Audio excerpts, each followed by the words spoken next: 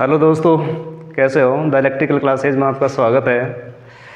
दोस्तों, फ़िलहाल में जो वैकेंसी आई हुई है loco pilot and group D की, खासकर ग्रुप डी के बच्चों के लिए, उनके लिए जनरल साइंस का जो पोर्ट है ना है, हम वहाँ पर स्टार्ट करने जा रहे हैं। तो जनरल साइंस में मेनली क्या है कि आप इसमें द्रव्यमान और भार, इसमें काफ़ी सारे क्वेश्चन पहले भी पूछे जा सके हैं और आने वाले समय में भी, आने वाली परीक्षा में भी पूछे जा सकते हैं। होता क्या है, क्वेश्चन बहुत ही सिंपल आते हैं, इतना वो भी नहीं आते, लेकिन बेसिक पूछे जाते हैं मेनली। जैसे हमारे यहाँ पर है द्रव्यमान भार, इसकी हम बात करते हैं, क्वेश्चन कैसे पूछे जाएंगे। सबसे पहले आप होता क्या है इसको बेसिकली समझ लीजिए।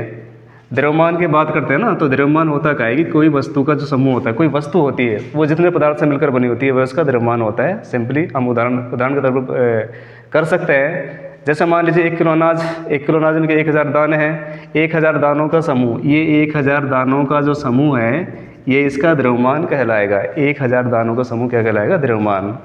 अब इन 1000 दानों के समूह को पृथ्वी, नीचे पृथ्वी पर रखे हुए, पृथ्वी जिस बल से अपनी ओर खींचेगी वह इस वस्तु का, इस समूह का बन जाता है भार, और यह इसका होता है द्रव्यमान। तो मेन द्रव्यमान और भार में अंतर तो होता है ये, यानी कि कोई वस्तु जिस आकृति में बनी होती है या उसमें जितना सामान लगा हुआ है, जितना पदार्थ लगा हुआ है, वह उसका होता है द्रव्यमान।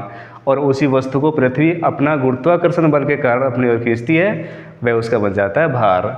तो मेन इसमें 2-3 पॉइंट है जो याद करने योग्य है। सबसे पहला पॉइंट होता है कि कोई वस्तु जितने द्रव्यमान से मिलकर बनी होती है वह उसका द्रव्यमान कहलाता है।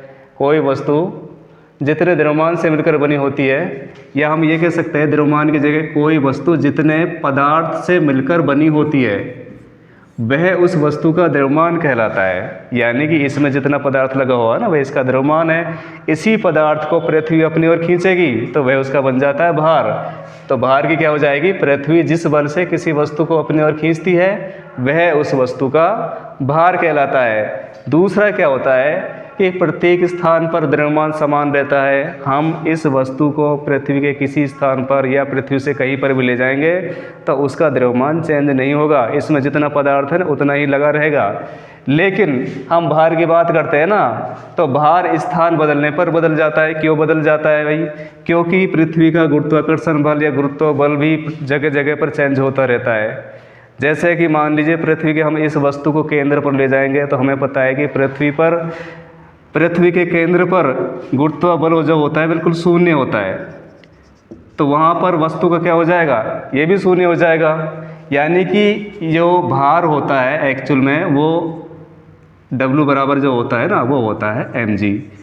यानी कि द्रव्यमान को गुरुत्वाकर्षण बल यानी कि G से हम गुना कर देते हैं, इसका भार निकल कर आ जाता है।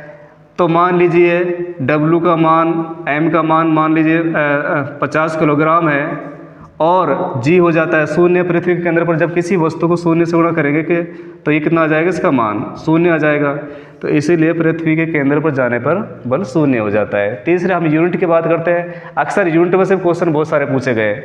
तो द्रव्यमान की हम यूनिट की बात करते हैं ना, तो द्रव्यमान की इकाई क्या होगी? M किस प्रणाली में किलोग्राम होता है। CGS प्रणाली में इसको हम तोलते हैं, मापते हैं तो ग्राम में मापते हैं। FPS प्रणाली में इसको मापा जाएगा तो पौंड में मापा जाएगा। इसी प्रकार से इसकी बात करते हैं यूनिट की, तो भार की जो इकाई होगी M की इस प्रणाली में इसको न्यूटन से करते हैं। CGS प्रणाली में इसको डाइन से डिनोट करते हैं। और FPS प्रणाली में, यहाँ पर है FPS प्रणाली, FPS प्रणाली में इसको पाउंडल से डिनोट करते हैं। ज़्यादातर जो क्वेश्चन पूछे गए हैं वो इसी से पूछे गए हैं। यूनिट से काफ़ी बार क्वेश्चन पूछे गए हैं। तो इसी तरह की वीडियोज़ के लिए आगे भी मैं आता रहूँगा। अगर हमारे अच्छा लगे वीडियो तो इसको सब्सक्राइब करें, लाइक करें और कुछ कमेंट करें। धन्यवाद।